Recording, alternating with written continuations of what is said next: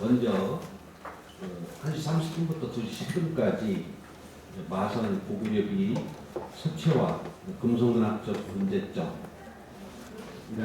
제목을 가지고 한국서예 금속문화연구소의 한상봉 선생님께서 해주시고요.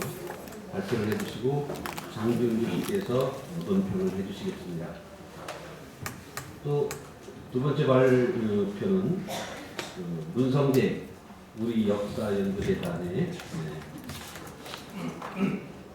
책임 연구원으로부터 비문을 통해 살피는 마선비, 의각, 조작의 증거들이라는 주제를 가지고 발표를 하시게 될 것입니다.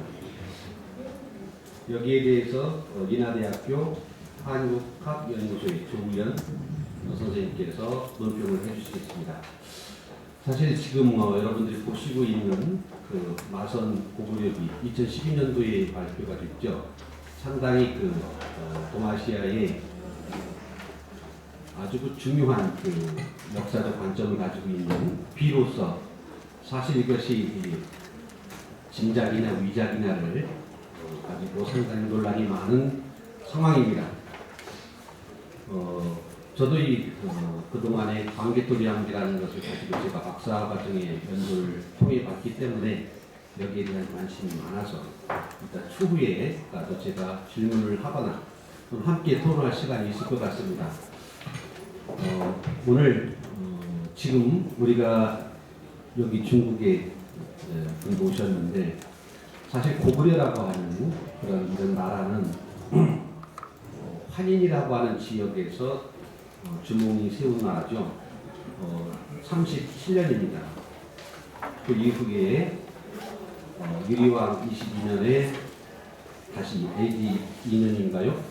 다시 국내성, 지금 여기 있는 마선 고구려비 있는 지역으로 국내성으로 와서 거기에서 400여 년이 넘도록 있다가 다시 장수왕대에 평양으로 옮겼는데 그 기간 동안에 마지막 여기 사실 자료를 보면은 장수왕이 평양으로 옮긴 그 시점의 해를 잡고 있는데 사실 그거는 이따가 한번 발표자님들의 논문을 통해서 한번 심각하게 여러분들이 들어주시고 또 질문을 해주시면서 오늘 이 서예학회 발표가 정말 우리 서단에서 또는 학계에서 중요한 시간인 것 같습니다. 여러분들의 많은 관심 부탁드리고요. 먼저 한상봉 선생님을 자리에 모시고 발표를 듣도록 하겠습니다. 큰 박수로 맞이해 주시기 바랍니다.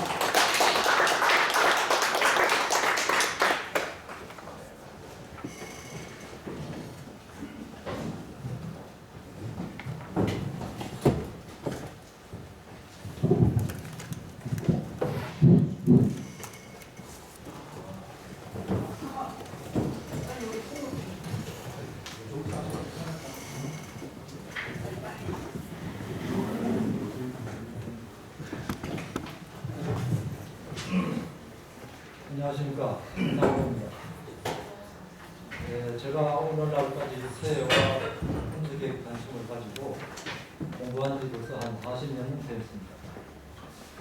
오늘까지 고구려비에 대한 발표가 참 남다르게 새로운데 돌아가신 청명 김창수 선생님과 제4학자 이진희 선생님께서는 늘 신념을 가지고 힘들고 어렵더라도 금성으로 매진하라 그런 당부가 있었기 때문에 오늘날 제가 지금까지 그렇게 온 것 같습니다. 그러면 새로 발견된 고구려비에 대해서 저는 마선 고구려비라고 부르겠습니다. 지금까지 학제 간의 많은 연구자들이 발표가 있었지만 서체와 금속학적 연구 발표는 미진한 것 같습니다. 그래서 오늘 저는 이런 부분에 좀 더 심도 있게 말씀드리고 여러분들에게도 다 같은 서예를 하신 분들이니까 좋은 보견도 기담아 듣도록 하겠습니다. 저 논문을 봐주시고 머리말부터 읽어나가도록 하겠습니다. 마선비를 처음 만나게 된 것은 13년 1월 15일경이었습니다. 평소 저와 거리에 있는 중국 반동과 틀림에서 활동하는 조선족으로부터 학본을 구하게 되었는데 그 친구 얘기와 집안 마산하에서 고려비가 발견되었는데 학본을 구하겠느냐. 그래서 제가 좋다. 하나 보내달라고 해서 구하게 됐습니다. 그 후 1월 17일부터 신문과 TV 방송에 마선비는 고구려의 최고의 비명, 고고학의 대사건이라는 등 연일 보도되었습니다. 그 다음 장입니다. 그러나 저는 이 피에 대해서 근본적으로 문제점이 있다는 것을 학본을 보고 공개를 이루어왔습니다. 왜냐하면 이 피석에는 피석의 형식과 석질, 비문의 서체와 상하 문구가 서툰 점 등이었습니다. 특히 5세기 때 피석에 쓰여져야 할 표현이 물론 천도자성이라는 것은 도교의 건성 진학과 인과응보를 강조하는 중국 초기의 도교의 반영적인 표현인 것입니다. 그런데 중국 도교의 도교가 고구려 말기에 수용된 점을 감안한다면 6, 7세기의 표현이 5세기에 태어난 격이 되는 것입니다. 고구려의 도교 수용은 28개 보장대로 알려져 있습니다. 그러므로 필자는 이 의구도 맞지 않는다는 생각에 이 탁본은 좀 더 연구해 보아야 되고 문제가 있다고 생각했기 때문에 당시 중국에서 온 탁본이니까 중국으로 탁본을 한번 역으로 보내서 확인해보자. 그래서 촬영을 해서 북경으로 보내봤습니다. 북경의 전문가들한테 의뢰해본 결과 역시 필자와 같은 소견으로 북경에 있는 전문가들도 일비일 가능성에 무리를 두었습니다. 그 후 필자는 본고에서 발견 지점과 박물관을 시도 차례 답사를 하였고 주변 상황 그리고 당시 발견한 오조촌의 노인들과 마사오빈의 발굴 경위를 상세히 들었습니다. 그리고 또 그와 많은 의논도 있었고 얘기가 있었습니다. 그 후 다음 장입니다. 마선 고구려비의 주변 현황과 답사와 현황에 대해서 말씀드리겠습니다. 마선 고구려비는 중은 고구려 호태양비나 중은 고구려비와 같은 사면비가 아니고 양면비입니다. 그것도 마샤오빈이 빨랫돌로 쓸 만큼 아주 두께가 얇은 125cm밖에 안 되는 화강 석질로 비교적 조직이 조밀하고 석영이 없다는 것입니다. 돌에 석영이 없다는 것은 석영은 이산화교소를 유리알 같이 광택이 나고 도자기 또는 유리 원료로 쓰이는 국방 전개의 관물질입니다. 이런 것이 없다는 것은 이 돌이 문제가 있다는 것입니다.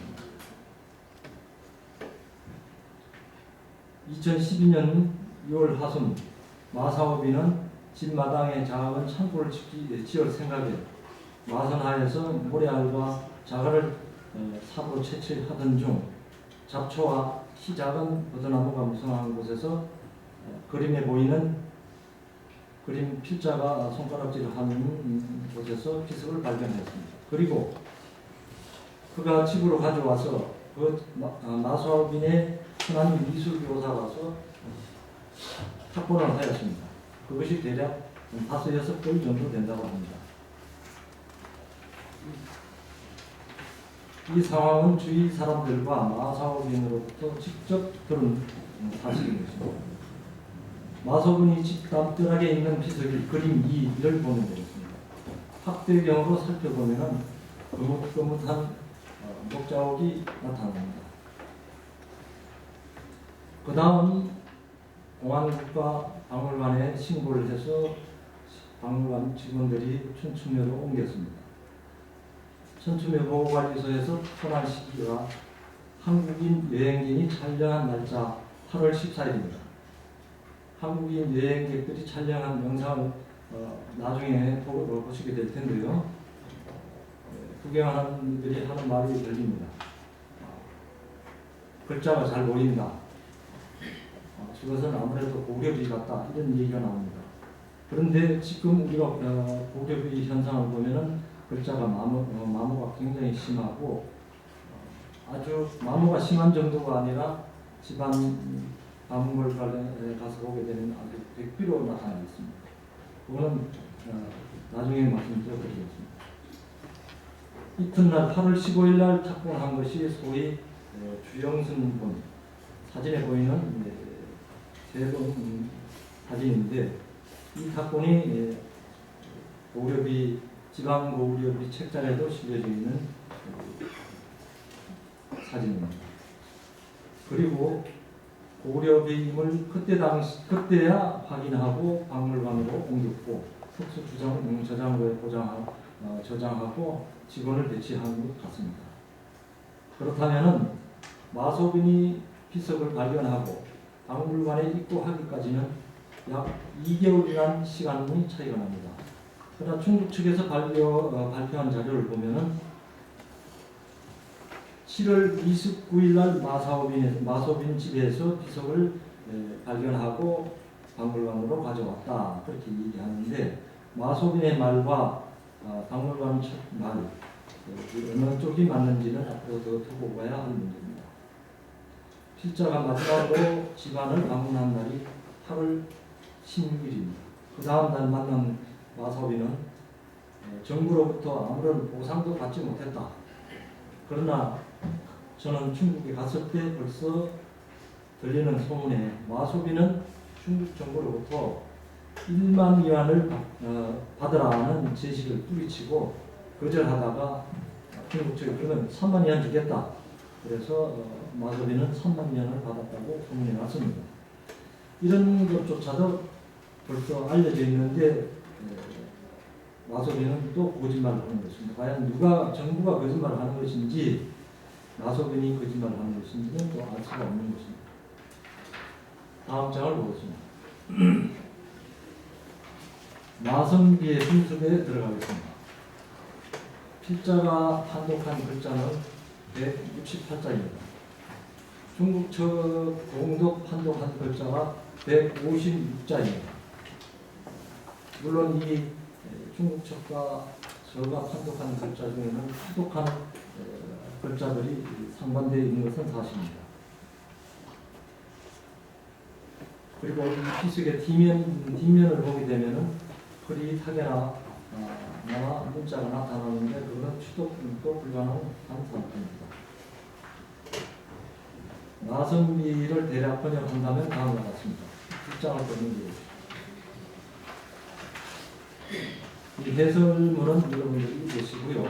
대략 마성비 내용을 3단락으로 나눌 수가 있는데 첫째 부분은 시조 추모왕이 기업을 닦고 신명의 가호로 나라를 이루다는 내용. 두 번째 단락은 선왕과 국강상태왕이 영토를 개척한 일, 비석을 세우고 훈적을 추설하고 수묘가을은 법령을 반포한 일들을 기록했습니다. 세 번째 단락은 수묘하는 연호부가 20여 명 이름을 새기고 또 후세에 알리고 함부로 전매할 수도 없고 부유한 자라도 비석을 사고팔 수가 없다. 그리고 법령을 어기는 자에게는 그 후손에게까지 죄를 묻겠다는 내용입니다. 이 같은 내용들은 호태양비의 내용과도 유사한 점이 많습니다. 또 마성비에는 호태양비와도 일치하는 문장들이 일치하는 곳이 69자가 있는데 대체로 시조 추모왕지 창기야 연호 부족자 전매 수명 강상태왕 강상태왕은 호태양에서 보면은 호태왕비에는 강상태왕 강제토 평안호태왕이라고 되어 있습니다. 그 다음에 선왕조상 입비, 명기연호, 이시후세, 자금 이후, 구덕 천자 갱상전매, 수요 부족지자 역구덕 기매매, 여유 위령자 등입니다. 이러한 문구의 구조들은 호피항비와도 유사한 것도 많고 일치하는 것도 있습니다. 특히 무단 매매 금지, 수요 연호에 대한 법률과 발령에 대한 의의들은 법률에 관한 조항들인데 그러므로 어쩐지 여기에 대한 것은 좀 의문스럽기도 하고 조작의 냄새가 풍기는 것입니다.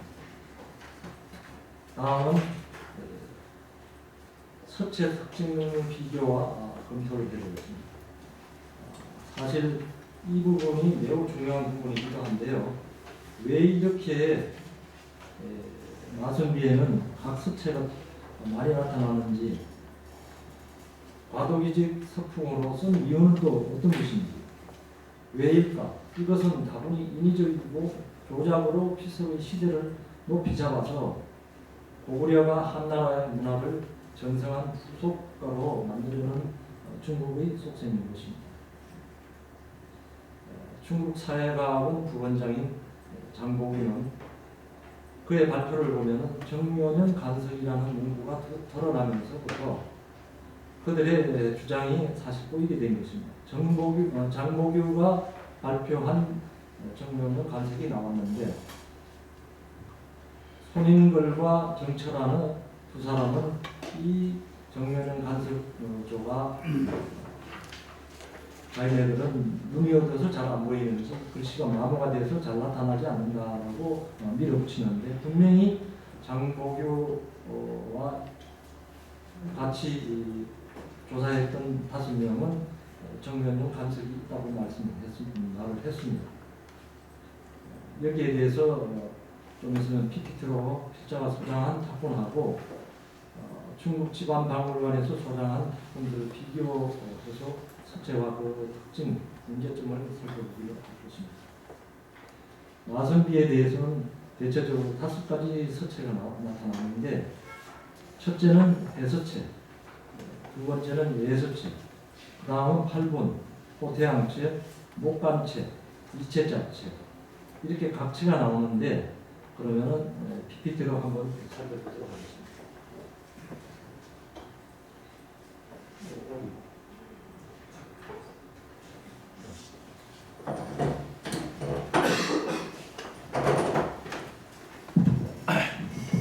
편의상 제가 이렇게 옆으로 좀 앉았습니다. 지금 보면은요, 이게 첫 대목의 천자입니다. 천자인데 필유 수천인데 이축에 보이는 우측에 거는 소장자 거고 저쪽에 좌측에 거는 중국 지방박물관입니다. 학본을 보면은 여기에 천자, 저기에도 천자가 어렴풋이 보이는데, 이 천자를 보면은 누가 봐도 해서필이가 보여준다고 할 것입니다. 그 다음 위에 보면은 자자가 나옵니다.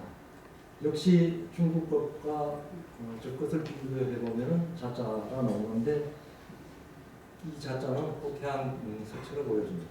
다음 밑에 원자,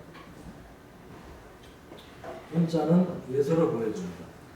중국 탁본도 역시 도자 상문에 보면은 원자가 좀 흐릿하지만은 충분히 알아볼 수 있습니다. 그 다음 왕자가 보입니다. 원왕 왕자인데 중국처럼 조금 흐릿하고요. 적군은 분명하게 나타나는데 예서를 보여주고요. 시조, 추모 역시 호태양비 서체를 보여줍니다.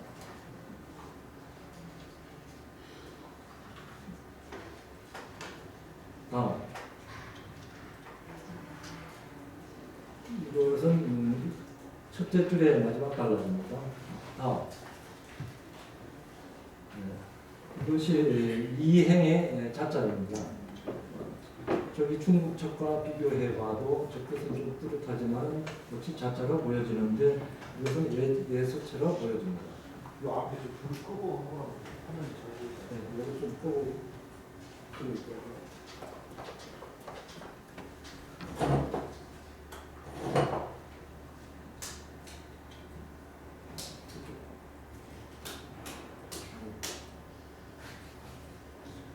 네.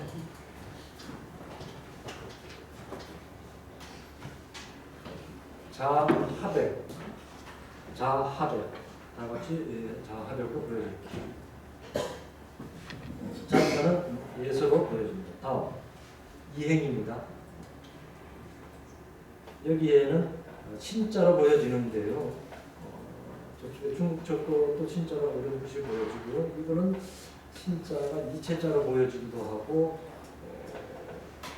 그 다음에 이게 밑에가 이제 건자입니다. 건자인데 행서로 보여지기도 하고, 건자 같이 보여지기도 하고, 견험이라는 현자로 보여지기도 하고, 아무튼 말을 건자로 봐야 합니다. 네, 3회. 이 노란 원에 들어가 있는 것은 지금 제가 전번 말씀드렸는데 이것이 건자입니다. 이것은 이체자로 보여주고요. 중국처 것은 그냥 잘 보여지지 않습니다. 다음. 저기에 보면은 저것이 간자인데 관계토하는 개자로 보여지는데 문자로 보여지기 때문에 제가 조금 의심스러운 글자입니다. 밑에 자는 호태양 체에서도 보여지는 국자로 보는데 이것은 이체자 같기도 하고 원자 같기도 하고 이것은 참으로 좀 아리송한 문자입니다. 만약에 개자라면은 호태양 비해서는 개자와 상당한 차이가 있는 것입니다. 근데 중국 쪽에 지금 계곡으로 읽어봤습니다. 계곡 벽토.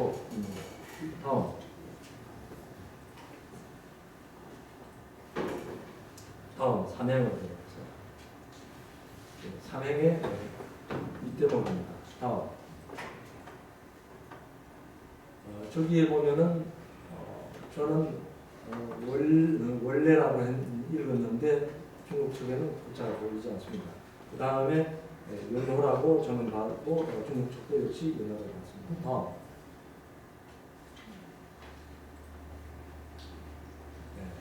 이자, 서이자 조자는 호태양비에도 똑같이 나옵니다. 여기에 두 번째 자는 저는 7, 7자로 보고 밑에 자는 하류로 봤는데 역시 중국 측도 하류는 맞습니다만은 7, 7자를 조금 중국 측에는 2차자로 봤습니다. 다음 여기에서 사시 제사입니다. 제사인데 여기 삼행인데 십자와 제자를 보게 되면 이거는 이체자 또는 보체로 보여줍니다. 역시 중국 탁범, 지방 탁범도 저와 같이 이자와 제자를 같이 봤습니다. 다음 또 넘어가겠습니다. 네, 또 넘어가고요. 제가 동그라미를 치는 원이 있는 부분만 서치로 다음 동그라미를 다음 노란 색이 나옵니다. 대체적으로 저 탁본과 중국 탁본을 비교해 보면은 확연하게 글자에 색이 분별이 되실 수는 있습니다. 또 다음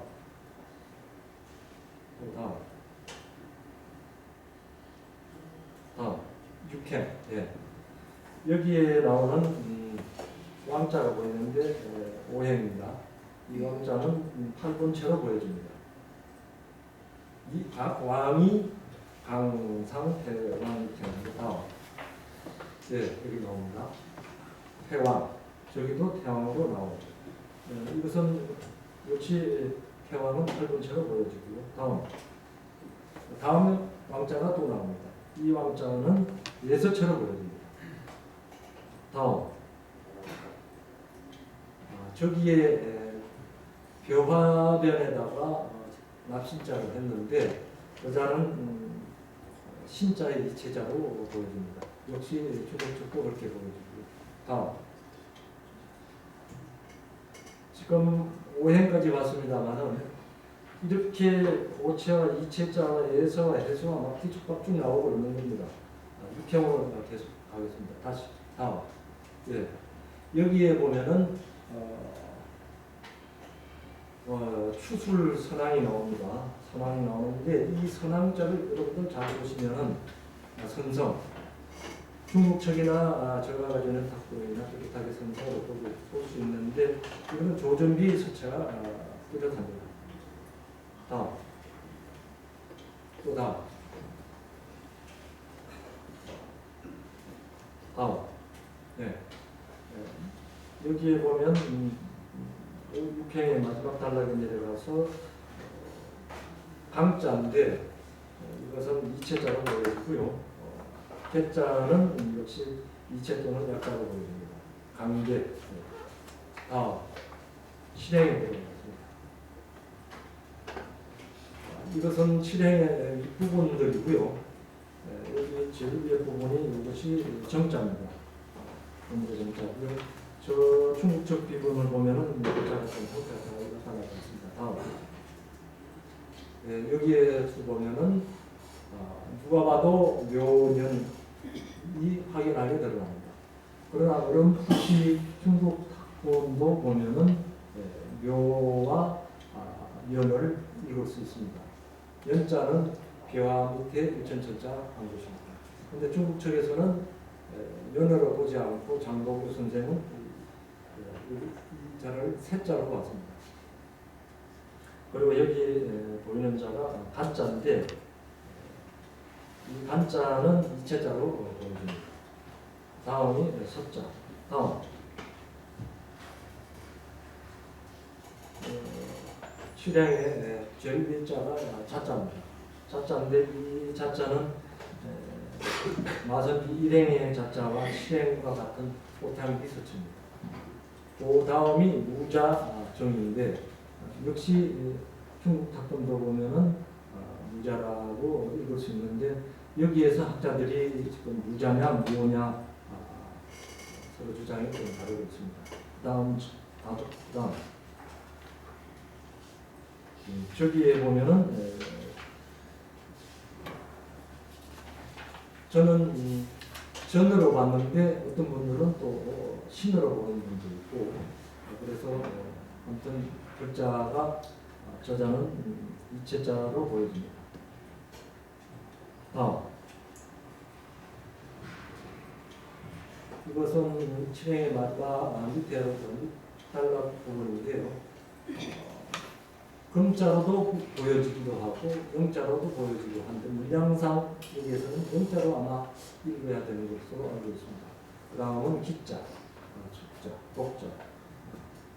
거의 중국책과 접근한 별반 이상이었습니다. 이상, 또 다음.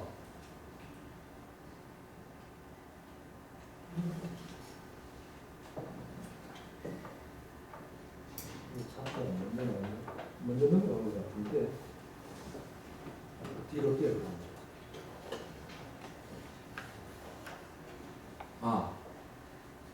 이자는 전자입니다. 전자. 전자로도 있고 지금 신자로도 보고 하는데 저는 호태양비체에서 보니까 호태양비에서는 이자가 장자로 보여지기 때문에 장자로 봤습니다.